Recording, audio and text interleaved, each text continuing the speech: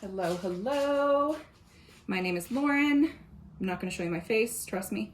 You don't want to see it right now. I work for Lucha Plan, and I'm going to show you how I would install a new tension rod, which is what I'm holding in my hand. Okay, first things first, let's run through what I have in front of me. Take that out of the way.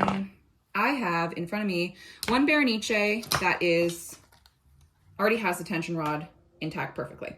So this is what we're going for in the end. And you can see this is the bottom side of the lamp. This way, no, this way. And that tension rod keeps the tension and it connects to these forks. However, if you have the issue that I think you might be having, one side of your tension rod, it might be a defective one. We had a very small production batch a few months ago that took me forever to realize what was going on. But one side of your tension rod here, and it's the skinny one on the back, right? One side is a little skinnier than the other. So you can see an example fork. This is the fork, and they go right at the end of each side of the tension rod. One side, I think it's this side, will screw in right here, and it holds. However, just for this one batch we had, really gave me grief. You'll see the other side will screw on, and it just pulls right off. You don't even have to unscrew it. So this side, something is wrong with it. It's a little skinnier than the other. You know, bad things happen. So it's a very simple fix. The first thing I did to this, so let me get this out of the way for you. The first thing I did to this one is I took a pair of, I have a whole wood shop here, so I'm biased, but I have pliers, and I just, let's say it was on here, like this is an example, it was there. I wedged it between it and twisted, and it came right off. Okay, so I took off my old one, and it broke on me, so you kind of have to break it to get it off. Here's an example. Can't pick this up with my nails. There we go. So it broke. I broke it off because we want to put a new one on. So what you should have received is a new tension rod, and then I believe the way that they come, it has both of these forks already screwed onto it in the package. If not, the forks are inside the package with it. I just can't remember. So let's say, looks like this. And then you also would have received this little instruction, I think, and inside this little tape is the pins that you would need. It actually gives you some extra, gives you 2 extra. So, and bear with me, this is the first time that I'm making a video of this, so I'm speaking my words that I'm thinking out loud. It's kind of weird for me. Okay, so first things first, you see we have one already on the top up here. So this is the midsection of the light. We have one already intact, and you see there's a pin holding that fork on there. First thing I want to do is, which side is my good side? Since I'm working with a bad one. Okay, that's my bad side.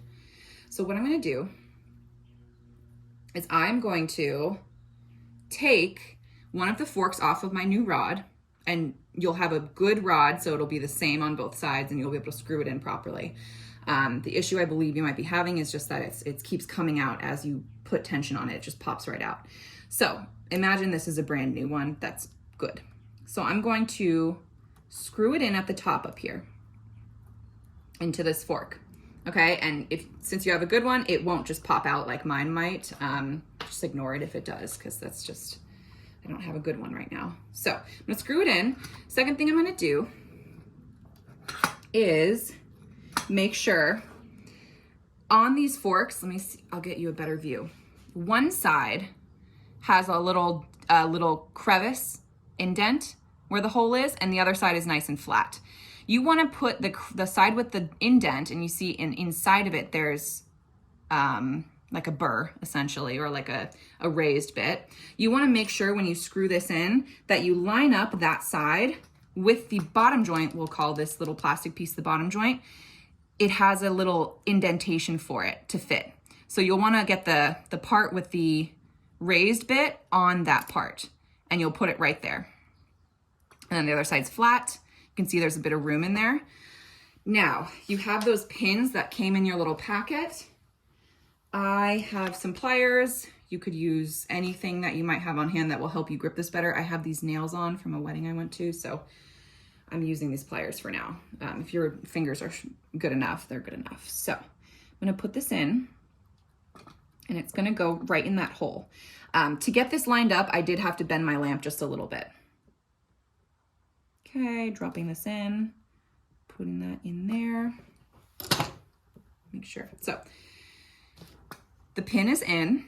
Now what I'm going to do, this is the part I believe that people, that takes a bit of explaining. I am blessed to have some tools with me.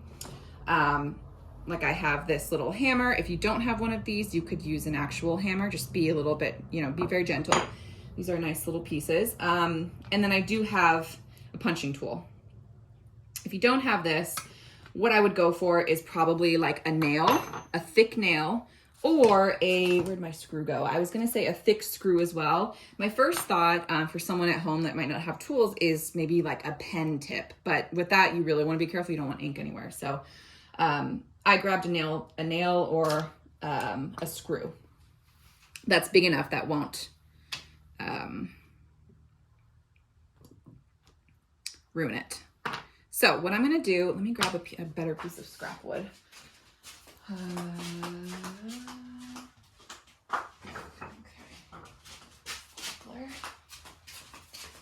Okay.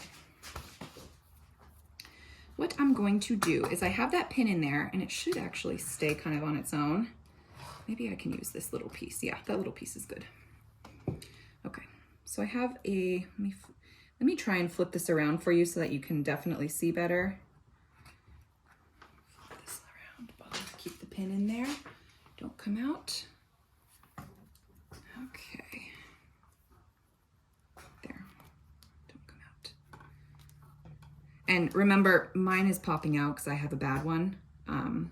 This was an example of the bad production batch that you might have gotten. So mine keeps popping out, but yours will keep in there. So I'm just flipping mine around so you can see it better. I don't want to do it so you can't see it. So I flipped it over. So it's making me annoyed. So it's going to come off. And I've put just this little piece of wood. You can put anything in it underneath it to keep it from toppling over on me. And I'm going to grab something else to keep this side up, because it should be screwed in, but it's not, alas. The trickiest part for me is getting set up. Okay, so I wonder if I can move this a little closer so you can get a better view. Yeah, I should. Okay. So let me actually just pick it up. So let me zoom in. Come on. Okay. So you can see here, I flipped it over. So this is the other side of the pin. We've got that little hole there because that pin is pushed through.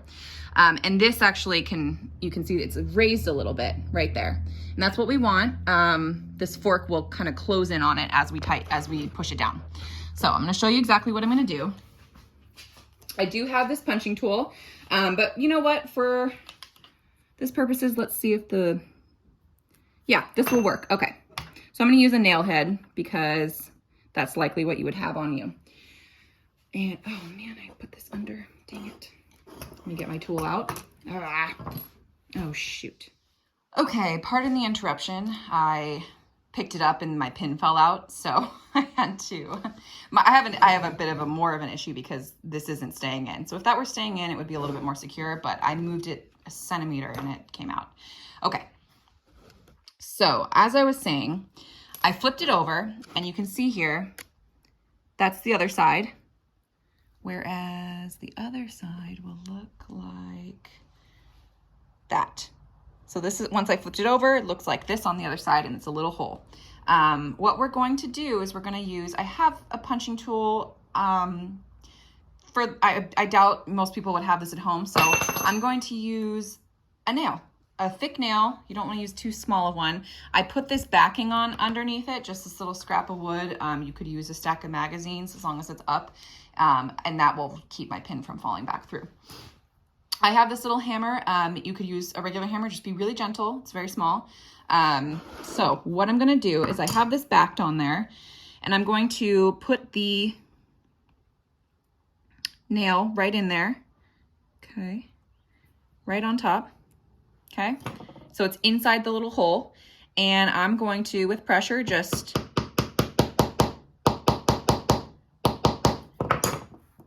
push it. I might need to do it a little further down. Oh yeah, okay. I had to push this down so I got more up here.